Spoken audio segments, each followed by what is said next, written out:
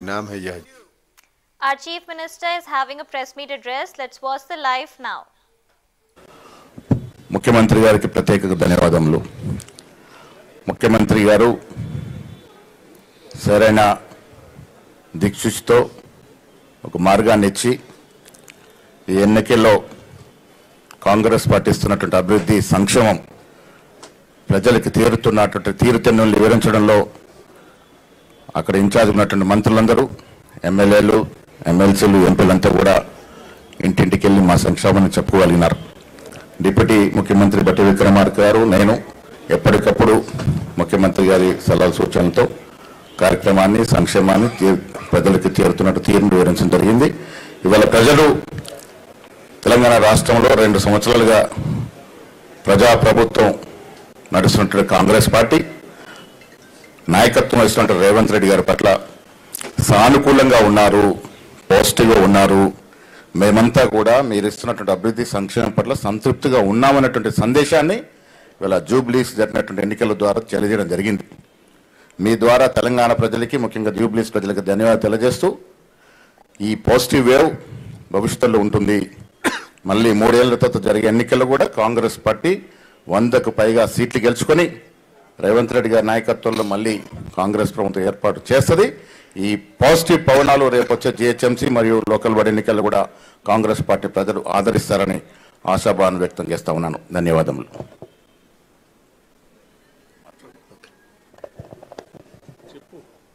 ఇప్పుడు గౌరవనీయులు ముఖ్యమంత్రి రేవంత్ రెడ్డి గారు మీతో మాట్లాడతారు. ఈ పత్రికా సమావేశంలో పాల్గొన్న పిసిసి అధ్యక్షులు మిత్రులు మహేష్ కుమార్ గౌడ్ గారు, ఉప ముఖ్యమంత్రి వర్యులు మిత్రులు బట్టి విక్రమార్క గారు, సహచార మంత్రివర్గ సభ్యులు, నూతనంగా ఎన్నికైన జూబ్లీ హిల్స్ శాసనసభ్యులు యువమిత్రుడు నవీన్ యాదవ్ గారు, ఎన్నికల ప్రచారంలో పార్టీ బాధ్యతలు, ఈ గెలుపుకు ప్రధాన భూమిక పోషించిన పార్లమెంట్ సభ్యులు, శాసనమండలి సభ్యులు, శాసనసభ్యులు, వివిధ కార్పొరేషన్ల చైర్మన్లు, క్రియాశీలక కార్యకర్తలందరికీ మనస్ఫూర్తిగా అభినందనలు, కృతజ్ఞతలు తెలియజేస్తున్నాను. ఈ పత్రికా సమావేశం ద్వారా తెలంగాణ సమాజానికి, కాంగ్రెస్ పార్టీ కార్యకర్తలకు ఈ గెలుపులో మాకు అండగా నిలబడ్డందుకు మనస్ఫూర్తిగా వారికి ధన్యవాదాలు తెలియజేస్తూ, ఈ గెలుపు మా బాధ్యతను మరింతగా పెంచింది. 2 సంవత్సరాలు పూర్తి చేసుకుంటున్న సందర్భంలో హైదరాబాద్ నగరంలో సాధారణ ఎన్నికల్లో మాకు పెద్దగా సానుకూలమైన ఫలితాలు లేని సందర్భంలో ఇప్పుడు ప్రజలు అండగా నిలబడి కాంగ్రెస్ పార్టీని ఆశీర్వదించి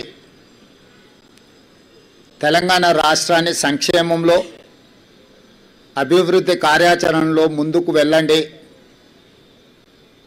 బాధ్యతతో ఈ కార్యక్రమాలను నిర్వహించండి అని చెప్పి మమ్మల్ని ఆశీర్వదించడం జరిగింది. దీన్ని ప్రజల యొక్క ఆశీర్వాదంగా, దీన్ని ఒక బాధ్యతగా కాంగ్రెస్ పార్టీ నాడు స్వీకరించడం జరిగింది. ఎన్నికల్లో నెగ్గితే ఉప్పొంగిపోవడం, ఓడిపోతే కుంగిపోవడం అనేది కాంగ్రెస్ పార్టీకి తెలీదు. కాంగ్రెస్ పార్టీకి తెలిసిందల్లా ప్రతిపక్షంలో ఉంటే ప్రజా సమస్యల మీద పోరాటం చేయడం, ప్రభుత్వంలో ఉంటే ప్రజా సమస్యల్ని పరిష్కరించడానికి నిరంతరం ప్రయత్నం చేయడమే కాంగ్రెస్ పార్టీకి తెలుసు. అందుకే శతాబ్దం పైగా ప్రజల ఆశీర్వాదంతో మనుగడ సాధిస్తుంది కాంగ్రెస్ పార్టీ అంటే ఈ సూత్రాన్ని తూచా తప్పకుండా పాటించడం వల్లనే ఎన్ని ఒడిదుడుకులు వచ్చినా ఎన్ని గెలుపు ఓటములు వచ్చినా కాంగ్రెస్ పార్టీ ఇంకా ప్రజల మధ్యన మనుగడ సాధిస్తున్నది. అందుకే ఈనాడు జరిగిన జూబ్లీ హిల్స్ ఉప ఎన్నికల సరళిని మీరందరూ గమనించారు. ఇందులో ప్రజలు విలక్షణమైన తీర్పునివ్వడమే కాకుండా పోలైన ఓట్లలో 51% కాంగ్రెస్ పార్టీకి ఓటు వేయడం ద్వారా ఎప్పుడూ లేనంత బలం, ప్రజాబలం ఈనాడు కాంగ్రెస్ పార్టీకి వచ్చింది, కాంగ్రెస్ పార్టీకి చెందింది. ఈ ఎన్నికల్లో దాదాపుగా 51% ఓట్లు కాంగ్రెస్ పార్టీకి, 38% ప్రధాన ప్రతిపక్షమైన బీఆర్ఎస్ పార్టీకి, 8% భారతీయ జనతా పార్టీకి ప్రజలు ఓట్లు వేయడం జరిగింది. దీని ద్వారా ఎవరి పాత్ర ఏంది, గత 2 సంవత్సరాల నుంచి ప్రజలు నిశితంగా గమనించి ఒక నిర్ణయానికి వచ్చి ఈనాడు ప్రజలు ఈ విధమైన తీర్పును ఇవ్వడం జరిగింది. అందుకే ఈనాడు ఈ బాధ్యతను తీసుకొని ముఖ్యంగా తెలంగాణ రాష్ట్ర బడ్జెట్లో 60 నుంచి 65% ఆదాయము ఈ జంట నగరాల నుంచి, ఈ ప్రాంతం నుంచే మన ప్రభుత్వానికి వస్తున్నది. ఇక్కడ వస్తున్న ఆదాయాన్ని రాష్ట్రం నలుమూలల సంక్షేమం కోసం, అభివృద్ధి కోసం ఖర్చు పెడుతున్నాం. ఈ నగరాన్ని కాపాడుకోవడం, ఈ నగరాన్ని అభివృద్ధి చేసుకోవడం, ఈ నగరంలో నివసిస్తున్న ప్రజలకు మౌలిక వసతులను అభివృద్ధి చేయడం, ఉద్యోగ ఉపాధి అవకాశాలు పెరగడానికి అవసరమైన ప్రణాళికలు రచించడం అనే దాన్ని పూర్తి స్థాయిలో మా ప్రభుత్వం నిర్వహిస్తుంది. నేను ఎన్నికల ముందు చెప్పిన ఈనాడు గెలిచిన సందర్భంగా మీ ద్వారా ప్రధాన ప్రతిపక్ష పార్టీకి, కేంద్రంలో అధికారంలో ఉన్న భారతీయ జనతా పార్టీ కూడా సూచన చేస్తున్నా. మన పాత్రలను, మన వ్యవహార శైలిని ప్రజలు నిశితంగా పరిశీలించి ఈనాడు ఒక నిర్ణయానికి వచ్చిండ్రు. ఈ నిర్ణయంలో ఎవరి పాత్ర, ఎవరి బాధ్యత ప్రజలు విస్పష్టంగా తీర్పునివ్వడం జరిగింది. ఈ తీర్పును బాధ్యతగా తీసుకొని ఈ నగర అభివృద్ధి కోసం అవసరమైన, ఈ నగరాన్ని మహానగరంగా విస్తరించి ప్రపంచ స్థాయి పెట్టుబడులను ఆకర్షించి వివిధ జిల్లాలు, వివిధ రాష్ట్రాలు, వివిధ దేశాల నుంచి వచ్చే పెట్టుబడులను ఆకర్షించడమే కాకుండా ఉద్యోగ ఉపాధి అవకాశాలకు విస్తరించే విధంగా నగరాన్ని అభివృద్ధి చేయాలనుకుంటున్నాం. అందుకే రీజనల్ రింగ్ రోడ్ కావచ్చు, రేడియల్ రోడ్స్ కావచ్చు, మూసీ నది ప్రక్షాళన కావచ్చు, మెట్రో విస్తరణ కావచ్చు, గోదావరి కృష్ణా నది జలాలు ఈ మహానగరానికి తాగునీటి అవసరాలను తీర్చడానికి అవసరమైన ప్రణాళికలు కావచ్చు, హైదరాబాదు నగరాన్ని పట్టి పీడిస్తున్న ట్రాఫిక్ సమస్య కావచ్చు, ఎలివేటెడ్ కారిడార్లు కావచ్చు, ఫ్లైఓవర్ బ్రిడ్జులు కావచ్చు, అండర్ పాస్లు కావచ్చు, రైల్వే ఓవర్ బ్రిడ్జులు, రైల్వే అండర్ బ్రిడ్జులు కావచ్చు. గల్లీలలో ముఖ్యంగా చెత్త ఒక ప్రధాన సమస్యగా మారింది. సిటీలో చెత్త ఎక్కడ పడితే అక్కడ దర్శనమిస్తున్నాయి. పారిశుద్ధ్య పనులలో సమస్యలను మేము పరిగణలోకి తీసుకుంటున్నాం. అదేవిధంగా చెరువులు, కుంటలు, నాలాల కబ్జాను తొలగించి నగరాన్ని సమస్యల రహిత నగరంగా తీర్చిదిద్దడానికి ఈరోజు ప్రణాళికలు సిద్ధం చేస్తున్నాము. వీటన్నిటికీ సంబంధించి ప్రధాన ప్రతిపక్షము బీఆర్ఎస్ సోషల్ మీడియాను, విష ప్రచారాన్ని, తప్పుడు వార్తలను, పెయిడ్ ఆర్టికల్స్ని, ఫేక్ సర్వేలను, వీటన్నిటి మీద ఆధారపడి ప్రభుత్వాన్ని అవహేళన చేయడము, అవమానించడము, అసహ్యకరమైన భాషలో దూషించడం లాంటి వార్తలను ప్రసారం చేసిండ్రు. వీటన్నిటి నేపథ్యంలో అది హైడ్రా కావచ్చు, ఈగల్ ఫోర్స్ కావచ్చు, ఈ సంస్థలు ప్రజలకు మేలు చేయడానికి మేము తీసుకొచ్చినాం. ఈ నగరం వేగంగా మత్తు ముఖ్యంగా గంజాయి డ్రగ్స్ విస్తరిస్తున్న సందర్భంలో వాటిని కఠినంగా అణిచివేయడానికి ఈగల్ ఫోర్స్ను తీసుకొచ్చినాం. కబ్జాలను, చెరువులను, కుంటలను, నాలాలను అడ్డగోలుగా ఆక్రమించుకొని కబ్జాలకు పాల్పడుతుంటే వాటిని తొలగించడానికి హైడ్రాను తీసుకొచ్చినాం. జిహెచ్ఎంసీ కావచ్చు, హెచ్ఎండిఏ కావచ్చు, మెట్రో వాటర్ వర్క్స్ కావచ్చు, మెట్రో రైల్ కావచ్చు, ఇలాంటి సంస్థలన్నిటిని కూడా సమన్వయం చేసుకొని ఈ నగరాన్ని ఒక మంచి నగరంగా తీర్చిదిద్దడానికి మేము చేస్తున్న ప్రయత్నాన్ని ప్రధాన ప్రతిపక్షము సహకరించకపోను ప్రతి సందర్భంలో అడ్డు తగిలే ప్రయత్నం చేసింది. మూసీ ప్రక్షాళనకు సంబంధించి మూసీ ప్రాంతంలో నివసిస్తున్న వాళ్ళు ఎవరు అది అద్భుతంగా ఉంది అని అక్కడ ఉండడం లేదు. ఏ వసతి లేక, ఏ అవకాశాలు లేక మురికితో కూడుకున్న మూసీ పక్కన నివసిస్తున్నారు. వాళ్ళకు ఒక మంచి వసతులు ఏర్పాటు చేసి వాళ్ళకు ఉపాధి కల్పించి వాళ్ళ జీవన ప్రమాణాలు పెంచి వాళ్ళ పిల్లలకు ఒక మంచి చదువులు, వాళ్ళకు ఒక మంచి వైద్యాన్ని, వాళ్ళకు ఉపాధిని కల్పించాలని చెప్పి మా ప్రభుత్వం చేస్తున్న ప్రయత్నాలను ప్రతి నిమిషం ప్రతి క్షణం అడ్డు తగిలి అన్ని రకాలుగా వీటన్నిటిని అడ్డుకునే ప్రయత్నం చేసిండ్రు. అదేవిధంగా కేంద్రం నుంచి తీసుకురావాల్సిన అనుమతులు కానీ ఇవ్వవలసిన నిధులను రాబట్టుకోవడానికి ముఖ్యంగా కిషన్ రెడ్డి గారు సహాయ నిరాకరణ చేస్తుండ్రు. ఈనాడు ప్రధాన ప్రతిపక్షంలో శాసనసభ్యులు కేటీఆర్ గారు, శాసనసభ్యులు హరీష్ గారు, అదేవిధంగా కేంద్ర ప్రభుత్వంలో కేంద్ర మంత్రిగా ఉన్న కిషన్ రెడ్డి గారు, ముఖ్యంగా ఈ ముగ్గురికి ప్రధానమైన బాధ్యత ఉన్నది. ఒకరు కేంద్ర ప్రభుత్వం నుంచి రావాల్సిన అనుమతులు, తేవలసిన నిధులకు సహకరించాలి. కానీ కిషన్ రెడ్డి గారు పూర్తిగా సహాయ నిరాకరణ చేయడమే కాకుండా వీలైనంత మేరకు కేంద్రంలో అడ్డు తగులుతున్నాడు. మెట్రో విషయంలో కావచ్చు, మూసీ ప్రక్షాళన విషయంలో కావచ్చు, గోదావరి జలాలు నగరానికి తరలించే విషయంలో కావచ్చు, రీజనల్ రింగ్ రోడ్డు విషయంలో కావచ్చు, కిషన్ రెడ్డి గారు పూర్తిగా సహాయ నిరాకరణ చేస్తుండ్రు. దీన్ని ప్రజలు గమనించడం వల్లనే పార్లమెంట్ ఎన్నికల్లో కిషన్ రెడ్డి గారికి 65,000 ఓట్లు ఇదే జూబ్లీ హిల్స్ అసెంబ్లీ నియోజకవర్గం నుంచి ఓట్లు వేయడం జరిగింది. ఈనాడు కిషన్ రెడ్డి అభ్యర్థిగా మారి ఎన్నికల ప్రచారం చేస్తే 17,000 ఓట్లు మాత్రమే వచ్చినాయి. అంటే ఆనాడు కిషన్ రెడ్డికి వచ్చిన ఓట్లలో 25% మాత్రమే వచ్చి ఈరోజు భారతీయ జనతా పార్టీ డిపాజిట్ జప్తు అయిపోయింది. దీన్ని బట్టి కిషన్ రెడ్డి గారు తన వ్యవహార శైలిని మార్చుకోవాల్సిన అవసరం ఉన్నది. ఇది భూకంపం వచ్చే ముందు భూమి కొద్దిగా కదులుతుంది, అంటే అలర్ట్ చేస్తుంది సిస్టమ్ని. ఎప్పుడు కూడా ఒకేసారిగా రెక్టర్ స్కేల్ మీద పెద్ద ఎత్తున భూకంపం రాదు, ముందు మనల్ని అలర్ట్ చేస్తుంది సిస్టమ్. అలర్ట్ చేసినా మనం తేరుకోకపోతే ఆ ప్రకంపనలు భూకంపంగా మారి అందులో కలిసిపోవడమే కాదు కాలగర్భంలో కలిసిపోతాం. భారతీయ జనతా పార్టీ ముఖ్యంగా కిషన్ రెడ్డి గారు మీ నాయకత్వంలో మిమ్మల్ని 2014, 2019, 2023 3 సార్లు బీజేపీని ప్రాంతం నుంచి గెలిపించడం జరిగింది.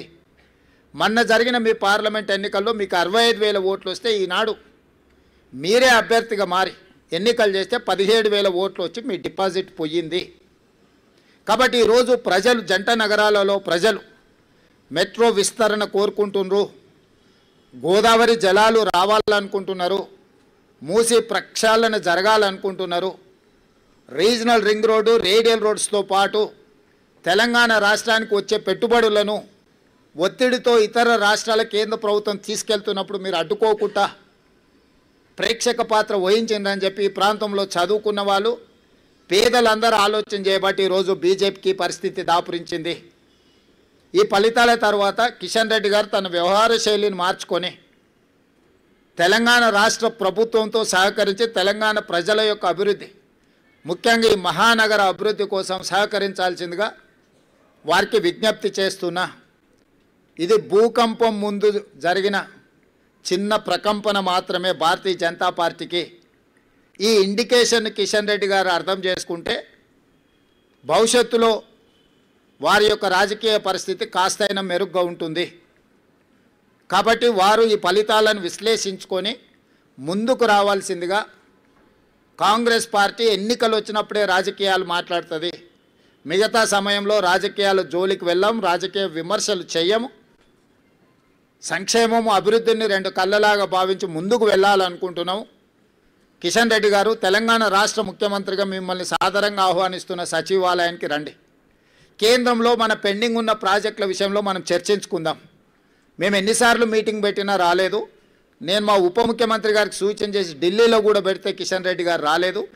ఇప్పుడు మళ్ళీ డిసెంబర్ 1 నుంచి పార్లమెంట్ సమావేశాలు రాబోతున్నాయి కాబట్టి ఉప ముఖ్యమంత్రి గారికి నేను వేదిక మీద నుంచి సూచన చేస్తున్నా, కేంద్ర ప్రభుత్వం దగ్గర అనుమతుల కోసం ఎదురు చూస్తున్న మన ప్రాజెక్టులు, మనకు ఇవ్వవలసిన నిధుల విషయంలో అందరు పార్లమెంట్ సభ్యులను, లోక్సభ రాజ్యసభ సభ్యులతో పాటు కేంద్రంలో మంత్రులుగా ఆటోమేటిక్గా వాళ్ళు ఉంటారు కాబట్టి వాళ్ళతోనే ఒక సమీక్ష, మన చీఫ్ సెక్రటరీ మన అధికారులతోనే ఒక సమీక్ష పెట్టి ఒక నివేదిక రూపంలో వాళ్ళకి ఇవ్వవలసిందిగా ఉప ముఖ్యమంత్రి బట్టి విక్రమార్క గారికి నేను సూచన చేస్తున్నా. ఎందుకంటే ఆ నివేదిక చేతిలో ఉంటే మన రాజ్యసభ ఎంపీలు, లోక్సభ ఎంపీలు అవకాశం వచ్చినప్పుడు పార్లమెంట్లో మాట్లాడడమే కాకుండా కేంద్ర మంత్రుల దగ్గరికి వెళ్ళి మా ఈ ప్రాజెక్టులు పెండింగ్ ఉన్నాయి, అనుమతి ఇవ్వండి అని అడగడానికి, విజ్ఞప్తి చేయడానికి, తెలంగాణ రాష్ట్ర అభివృద్ధికి అవసరమైన ప్రణాళికలు రచించుకోవడానికి అవకాశం ఉంటుంది. కాబట్టి డిసెంబర్ 1 నుంచి పార్లమెంట్ సమావేశాలు రాబోతున్నాయి కాబట్టి ఈలోగానే ముందస్తుగా సమాచారం ఇచ్చి బండి సంజయ్ గారికి, కిషన్ రెడ్డి గారికి, బీజేపీ ఎంపీలకు, బీఆర్ఎస్ రాజ్యసభ ఎంపీలకు, మన ఎంపీలందరికీ కూడా ఒక power point presentation with officers వాళ్ళకు ఒక అవగాహన కల్పించి పూర్తి స్థాయిలో ఆ ప్రయత్నం చేయాల్సిందిగా వారికి నేను సూచన చేస్తున్నా. ఇక రెండవది బీఆర్ఎస్ ప్రధాన ప్రతిపక్షం. నేను శాసనసభ్యులు హరీష్ అండ్ కేటీఆర్కు ఒక సూచన చేయదలుచుకున్నా. హరీష్ రావు గారు, మీ అసూయను కొంచెం తగ్గించుకోండి. కేటీఆర్, నీ అహంకారాన్ని కొద్దిగా తగ్గించుకో. మీ వయసు నాకంటే తక్కువే. ఇంకా చాలా రోజులు మనం రాజకీయాలలో కొనసాగాల్సిన అవసరం ఉన్నది. అధికారం అనేది ఎవరికీ శాశ్వతం కాదు.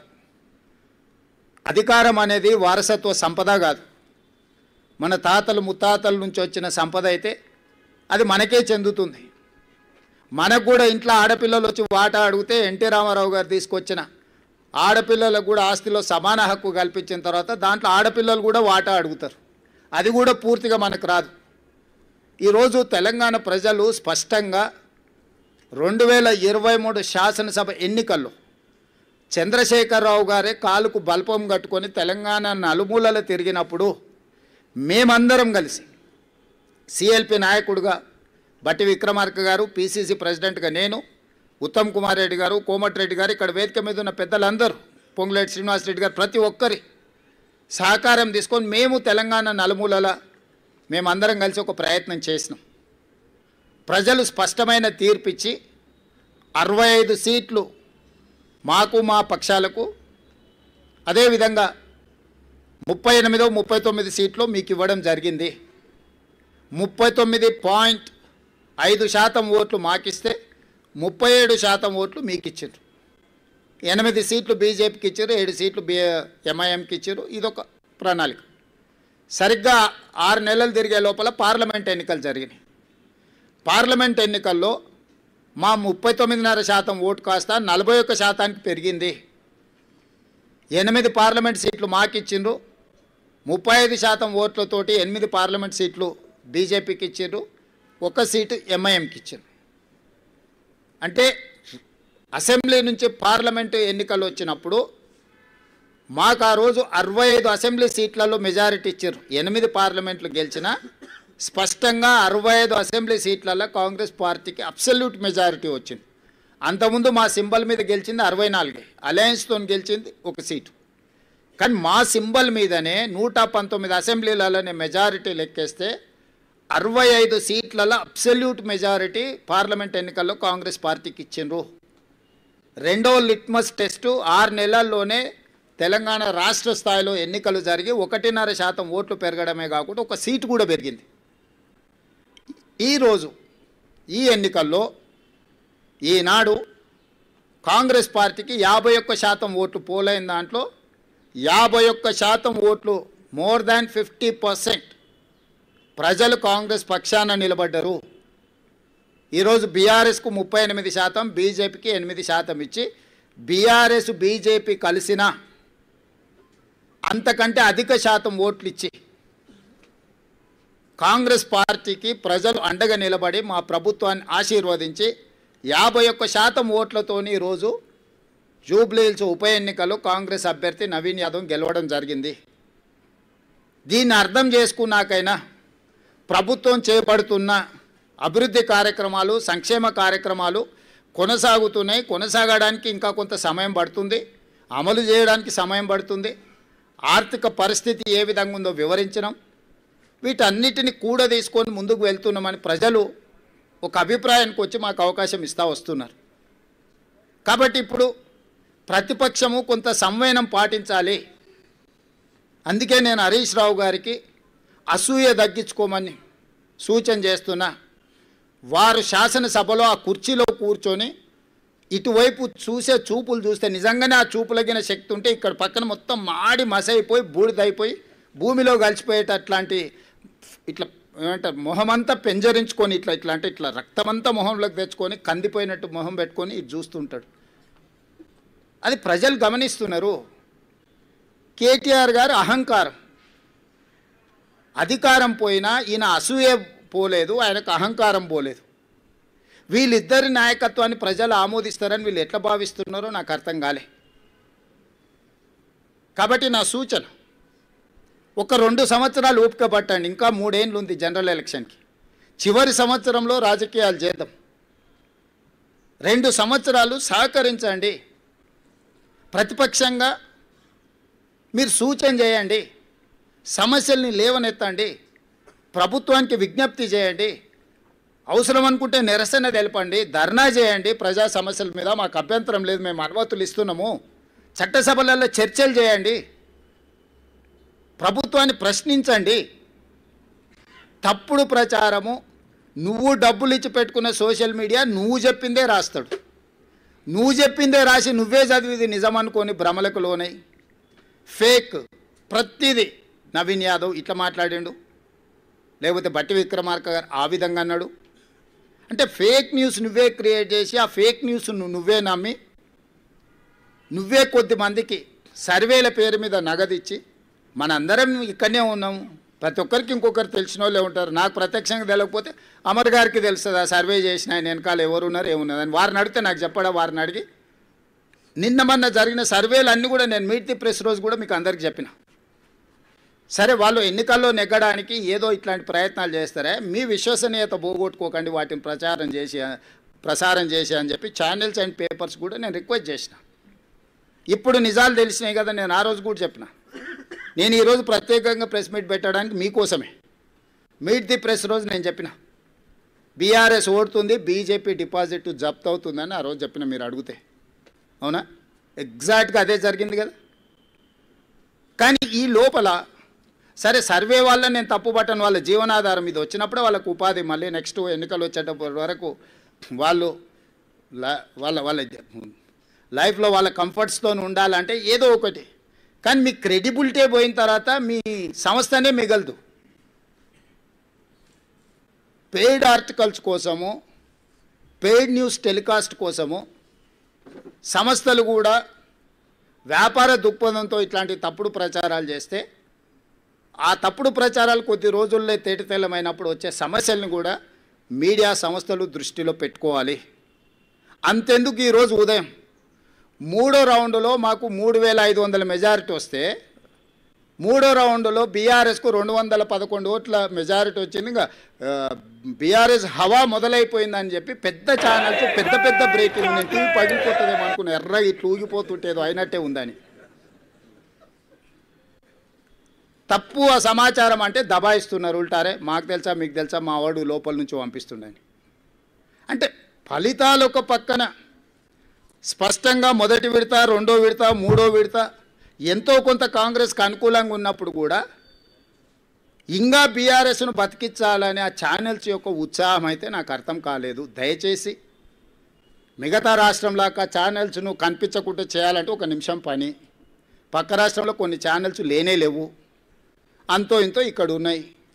మేము మాకు వ్యతిరేకంగా మీరు వేసినా కూడా ఏమనుకుంటా సరే నడుస్తుందని. కానీ వాస్తవాలు ఒక పక్కన ఎన్నికల కమిషన్ ఇస్తున్న ఫలితాలను కాదని టీవీ ఛానల్స్ ఫలితాలను ఇస్తే ఎట్లా? మీరే ఎన్నికల్ని నిర్వహిస్తారు, మీరే ఎన్నికల ఫలితాలు ప్రకటిస్తారు, మీరే అభ్యర్థులను కూడా గెలిపించి సర్టిఫికేట్ ఇస్తారా అండి? నిన్నగాక మన కామారెడ్డిలో ఒక అమ్మాయి ఎవరో పోయారట, నా కలెక్టర్ వచ్చింది పోస్టింగ్ అని వాళ్ళ ఇంటి వాళ్ళని బ్లఫ్ చేయడానికి. అట్లా మీరేమైనా అభ్యర్థిని అసెంబ్లీకి పంపిస్తారా అండి సర్టిఫికేట్ ఇచ్చి టీవీ ఛానల్స్ వాళ్ళు పేపర్లో? దయచేసి మీ విశ్వసనీయత పోగొట్టుకోకండి.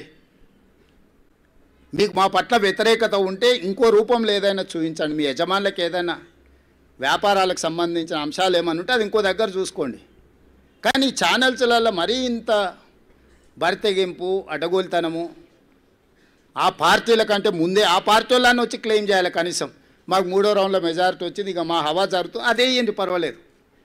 వాళ్ళ తరఫున మీరే ఒకాలతో పుచ్చుకొని మీరే అడ్డగోలు చేసేసి 3569 ఓట్లు ఎన్నో 3వ రౌండ్లో, ఓన్లీ 1 రౌండ్లో 3000 చిల్లర నాకు మెజారిటీ ఉంటే మీరు 211 ఓట్లు మెజారిటీ ఉంది అని చెప్పి బీఆర్ఎస్కు మెజారిటీ ఉంది, ప్రభంజనం మొదలైందని మీరు ఇట్లాంటి విధానము ఇది తెలంగాణ రాష్ట్రానికి మంచిది కాదు. దయచేసి ఈ ఫలితాలు విశ్లేషణలు మీరందరూ చెయ్యండి. 2023 డిసెంబర్ ఫలితాలు 39.5% ఇస్తే 2024 పార్లమెంట్ ఎన్నికలు 41% ఓట్లు ఇస్తే 2025 నవంబర్ ఉప ఎన్నికలు 51% ఓట్లను కాంగ్రెస్ పార్టీకి ఇవ్వడం జరిగింది. ఈనాడు సమిష్టిగా బూత్ స్థాయి కార్యకర్త నుంచి పీసీసీ అధ్యక్షుడు వరకు, వార్డు మెంబర్ నుంచి ముఖ్యమంత్రి వరకు కాంగ్రెస్ పార్టీ శ్రేణులంతా ఒక్క తాటి మీద నిలబడి ఈ జూబ్లీహిల్స్ ఎన్నికల్ని ప్రతిష్టాత్మకంగా తీసుకోవడంతో ఈ ఎన్నికల్లో నెగ్గడం జరిగింది. కాంగ్రెస్ మొత్తం ఒక్క తాటి మీద ఉన్నప్పుడు ఎవరి తాత కూడా కాంగ్రెస్ పార్టీని ఓడించలేడు. ఇది మళ్ళోసారి నిరూపితమైంది.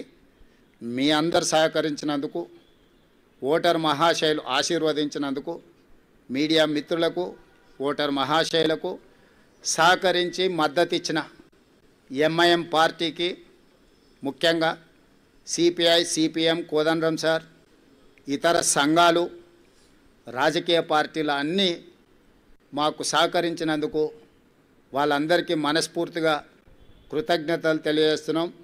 खासकर इस बाई इलेक्शन चुनाव में एमआईएम हम साथ हमारे लिए कांग्रेस पार्टी को मदद देकर इस चुनाव में ये जीत हासिल करने के लिए जो मदद किया, एमआईएम सदर असदुद्दीन ओवैसी, उनके भाई अकबरुद्दीन ओवैसी को कांग्रेस पार्टी के तरफ से, हमारे कांग्रेस कार्यकर्ता के ओर से हम धन्यवाद बोलना चाहता है.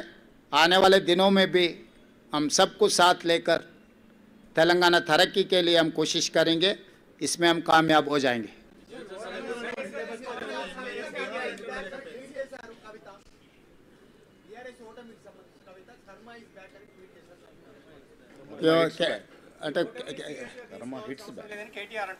అది కేటీఆర్ అడిగితే కరెక్ట్గా సమాధానం చెప్పాలి.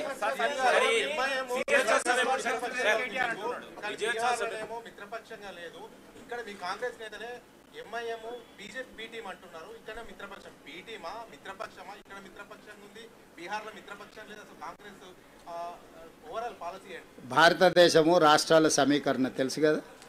ఏ రాష్ట్రంలో ఆ రాష్ట్రంలో ఉండే నైసర్గిక పరిస్థితులను బట్టి, అక్కడ వాతావరణాన్ని బట్టి అక్కడ పంటలు పండుతాయి, అంతేనా? అదే జాతీయ పార్టీ కానీ యూనియన్ ఆఫ్ స్టేట్స్ ఇది.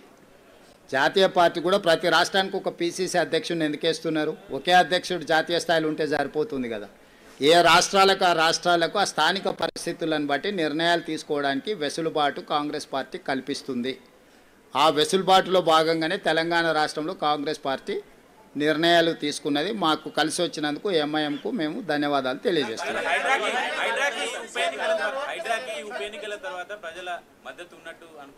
చారి గారు ఒక్కదాని కాదు, మొత్తం కాంగ్రెస్ ప్రభుత్వానికే ప్రజలు మద్దతుగా నిలబడ్డారు. మా పరిపాలనలో తీసుకునే నిర్ణయాలన్నిటిని కూడా మేము ప్రజలకు అనుకూలంగా సమీక్షించుకొని ముందుకు వెళ్ళడం జరుగుతుంది. అమర్ గారు, అమర్, ఇంకా నేను ఆ రిజల్ట్స్ మీద పూర్తిగా సమీక్ష చేయలేదు. జాతీయ స్థాయి రాజకీయాల మీద ఇంకా దృష్టి పెట్టలేదు. ఇప్పటివరకు తెలంగాణ ఉప ఎన్నికల మీదనే ఉన్నాను. వాటిని విశ్లేషించిన తర్వాత తప్పకుండా నేను స్పందిస్తాను.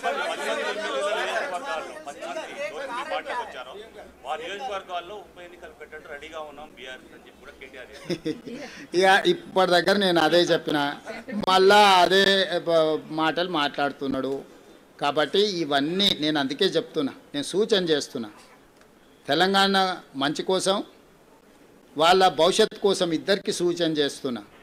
ఒక ఆయన అసూయ, రెండవ ఆయన అహంకారాన్ని తగ్గించుకోవాలి. పాతకాలంలో చెప్పారు, కింద పడ్డా కూడా పైకాలు నాదే అన్నాడు అంటే వెనకటికి వాడు. కాబట్టి ఏది ఎట్లా వస్తే అది అట్లా వస్తుంది. ఇప్పుడు అది ఆయన చేతులు లేదు, నా చేతులు లేదు, స్పీకర్ గారి చేతిలో ఉంది, సుప్రీంకోర్టు చేతుల్లో ఉంది. అది వచ్చినప్పుడు వస్తుంది. ప్రజలు ఇచ్చే తీర్పు తప్పకుండా ఇస్తారు.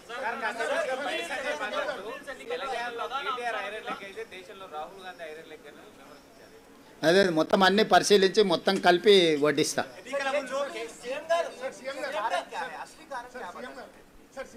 सरकार जो काम कर रहा है, सरकार को आशीर्वाद देने के लिए लोग आगे आए, बहुत सारे दिए, एक चीज नहीं है. हम पीछे से रेशन कार्ड और फाइन राइस, इंदिरा इंड्लू जो भी बोल रहे हैं ना, इसके साथ साथ हम कितने एम्प्लॉयमेंट क्रिएट किए, लॉ एंड ऑर्डर कितना कंट्रोल किए, ड्रग्स एंड गांजाई कितना हम लोग कंट्रोल किए. इस बार बारिश कितने आए आप देखे ना. इससे पहले 10 सेंटीमीटर बारिश है तो पूरा शहर डूबते थे. इस बार 40 सेंटीमीटर 50 सेंटीमीटर बारिश आए तो भी कोई भी एक कॉलोनी, एक बस्ती पानी में नहीं डूबा. लोग देख रहे हैं, मूसी में किसी को तकलीफ नहीं आया. इस बार पहली बार तेलंगाना हासिल करने के बाद 12 साल में बहुत बड़ा बारिश आए थे, क्लाउड बस्ट हुए थे. मगर इस बार हम जो तरीका से जो काम किए, शहर के लोग लॉ एंड ऑर्डर कंट्रोल है, हम ड्रग्स कंट्रोल किए, बारिश में जो फ्लड्स है फ्लड्स को हम कंट्रोल किए, हर किसी को नौकरी देने के लिए कोशिश कर रहे हैं. और आगे डेवलपमेंट के लिए भी हम लोग जो एक्शन प्लान है, December 8th and 9th we are going to dedicate our Telangana rising 2047 vision document. तो हम लोग आगे आने वाले दिनों में, मैं पहले से एक ही बात कहा, 2004 से 2014 तक हम लोग जो काम किए 10 साल, उसके बाद 10 साल BRS ने काम किया. आज आने वाले 10 साल हम लोग काम करने वाले. 4 to 14 जो रुक गए, in continuation of that development we are going to take policy decisions. Thank you.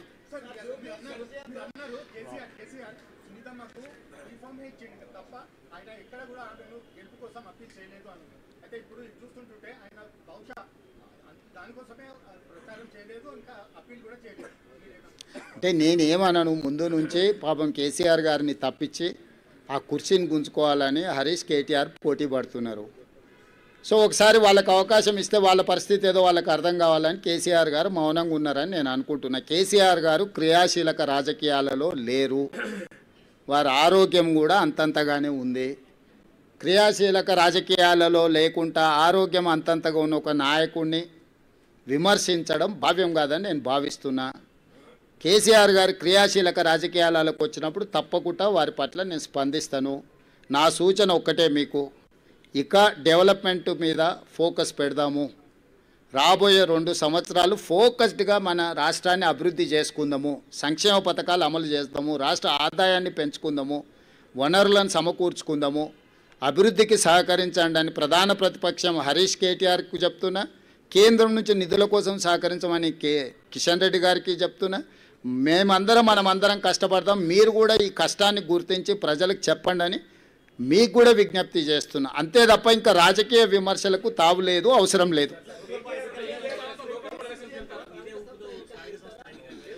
రేపు 17th క్యాబినెట్లో అవన్నీ డిస్కషన్ జరుగుతాయి. 17 తారీఖు రోజు క్యాబినెట్ సమావేశం ఉన్నది. క్యాబినెట్ సమావేశంలో మంత్రులందరూ సూచనలు తీసుకున్న తర్వాత స్థానిక సంస్థల ఎన్నికలకు సంబంధించి ఉన్న పరిణామాలు, న్యాయస్థానంలో ఉన్న అంశాలను వీటన్నిటిని పరిగణలోకి తీసుకున్న తర్వాత ఒక నిర్ణయానికి వస్తాం. Thank you.